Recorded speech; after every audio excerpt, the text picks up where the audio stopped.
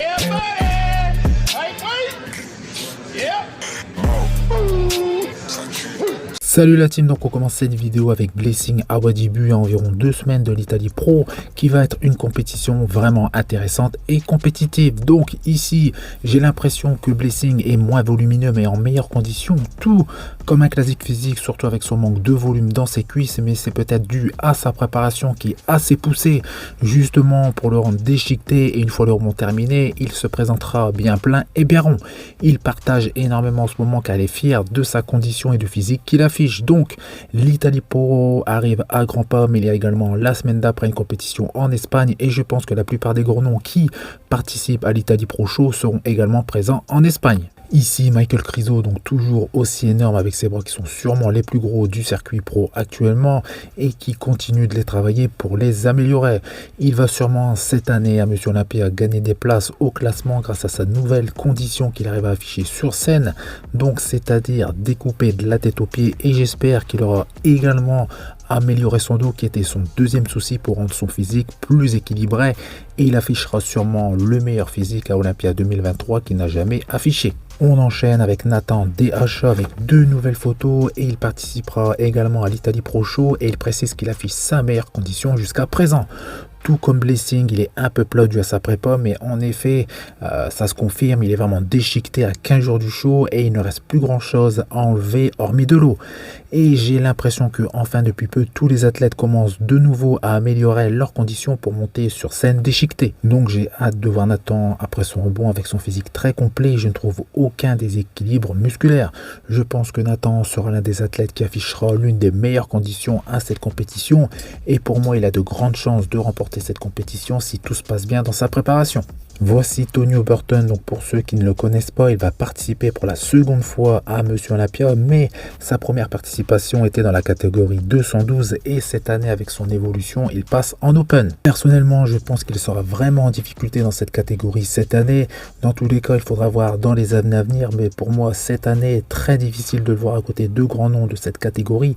Il est en super condition à 10 semaines de Monsieur Olympia 2023, qui sera vraiment un test pour savoir où il se situe vraiment dans cette catégorie et jauger son niveau.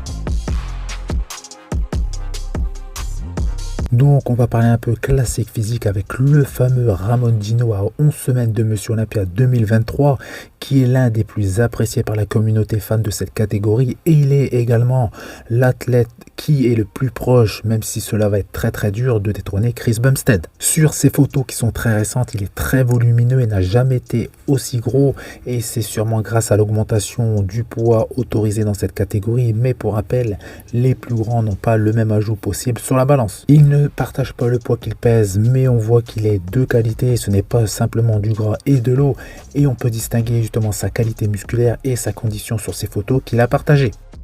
Un autre classique physique et pas des moindres, Terence Ruffin, qui souhaite faire très mal cette année. Il participe dans 6 semaines au Légion Sport avec 6 kilos supplémentaires. Il risque justement de faire très mal, surtout qu'il a une superbe ligne, il a un physique très équilibré, il est déjà dans une très bonne condition, et de plus c'est un excellent poseur qui sait se mettre en valeur. Et pour rappel, pour les personnes qui l'ignorent, il a remporté 2 fois l'Arnold Classic.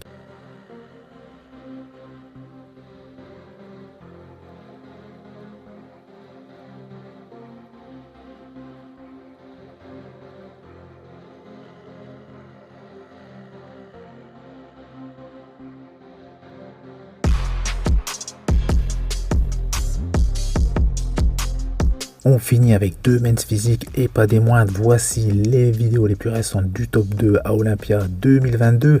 Erin Banks, champion en titre, et Brandon Hendrickson, vice-champion. L'athlète de gauche, c'est Brandon Hendrickson, et à droite, vous avez Erin Banks. Donc vous pouvez voir qu'ils ont des physiques assez exceptionnels et une condition qui est de très haut niveau. Et je pense même que Brandon pourrait participer dans la catégorie classique physique.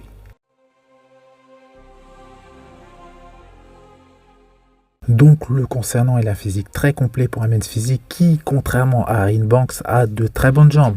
Ils ont des physiques radicalement différents avec des points forts et des points faibles différents, mais pour la catégorie men's physique, Erin est pour moi le top. Vous pouvez voir sur ces images que Brandon a vraiment un physique complet, c'est pour ça que je vous dis qu'il pourrait participer en classique physique, tandis que Erin, lui, a quand même des déséquilibres musculaires, c'est plus voyant sur des vidéos en ce qui concerne ses jambes et ses bras, mais pour le men's physique, il a le physique parfait.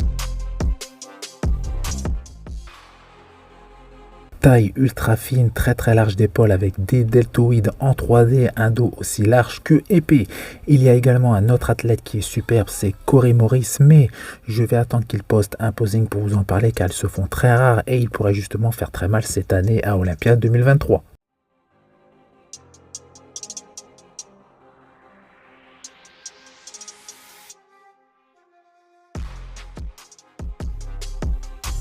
Donc voilà, c'est tout pour cette vidéo. Donc comme d'habitude, vous faites péter les pouces bleus, ça fait plaisir. Vous pensez à vous abonner pour ne rater aucune de mes prochaines vidéos. Je vous dis à bientôt. Salut!